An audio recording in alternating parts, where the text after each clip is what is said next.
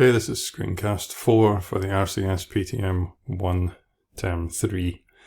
This short screencast here will be looking at lines and the floating toolbar. So, first and most simple is the line tool.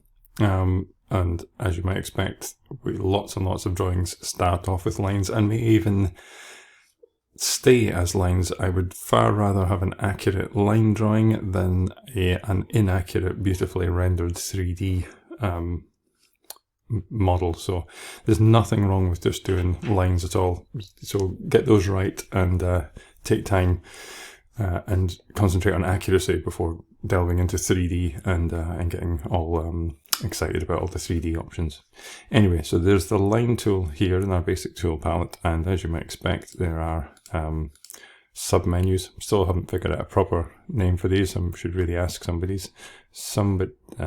from UK Vectorworks maybe.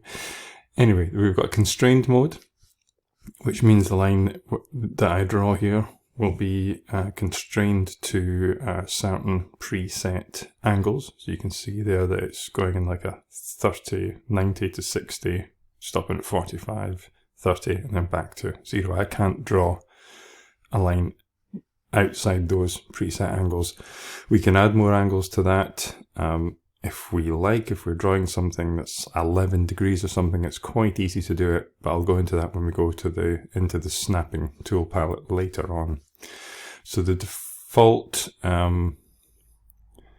one that's probably on when you click the line tool is the unconstrained mode, which means click once and then I can place my second point anywhere. It's a free choice of where that goes.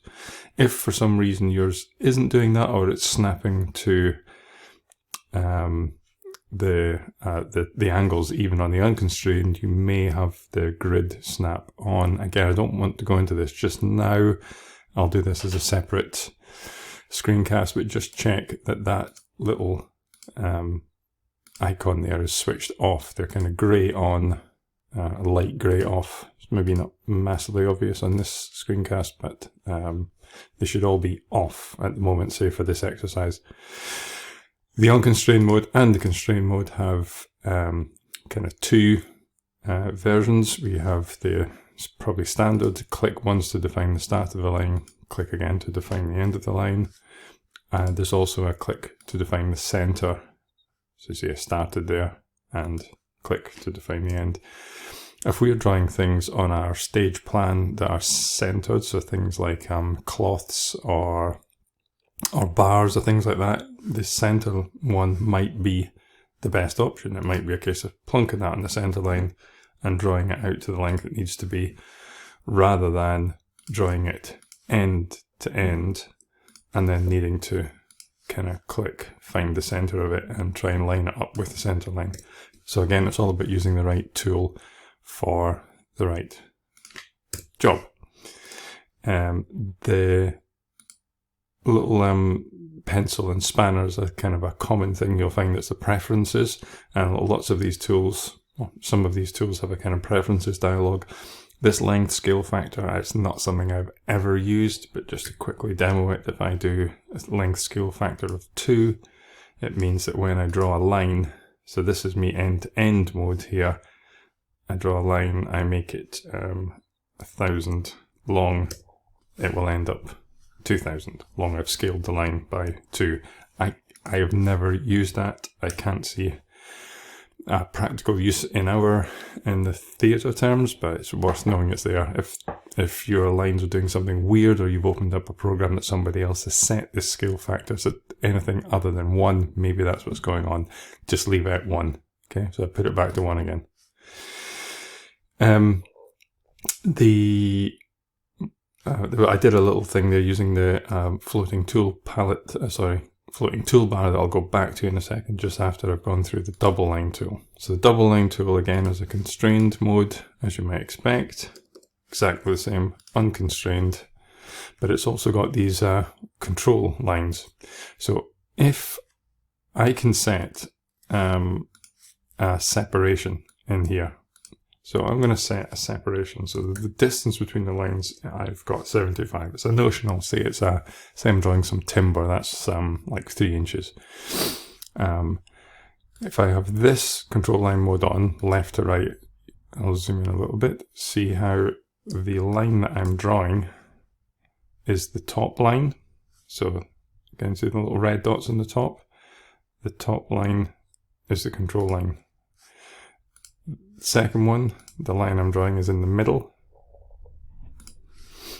Third one, the line I draw is on the bottom. So where this kind of might come in useful is if I was tracing along, if I was tracing another piece along here, the top control line mode in this sense is going to be no use to me, because I want to this is the edge I need to trace along. So my top control line mode isn't any use to me. Hopefully you can see what I'm babbling on about. The bottom line there, I'd be able to drag along and make my second one along there. The fourth option here is a kind of control offset, and in the preferences I can set where, so it's not if it's not the top, it's not the middle, it's not the bottom, it might be somewhere around about here is the control line that I want to define. I can set that in here. I think it's more useful for people drawing walls and things with, you might have a sort of plasterboard and then framing, and you want to draw the line of the framing and then have the plasterboard added on as a slight bit on the end of it, rather than again, it's not something I've used a lot of. In the preferences as well, there is these 3 options here. So we have create lines, which will just create 2 lines. We have create polygons, which will become very, very important later on, which means when I finish the lines, it squares them off and fills it in with a closed, see the word closed there? And that's going to be very important later on as well. And the third one, the one that I would say to be careful of, the one I guess has traps in it, or pitfalls, lines and polygons, where I draw that and I have both lines and polygons.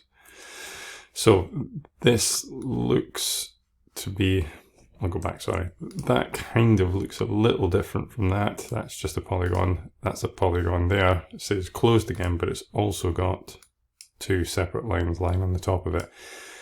Again, I can't see the usefulness of it. It might be something that is useful for other areas. I just see the pitfalls of maybe having extra lines hidden in your drawing. If I select that object there, then you can see it says it's 3 objects. So it has the polygon and the 2 lines. If I select this object here, it's just a polygon.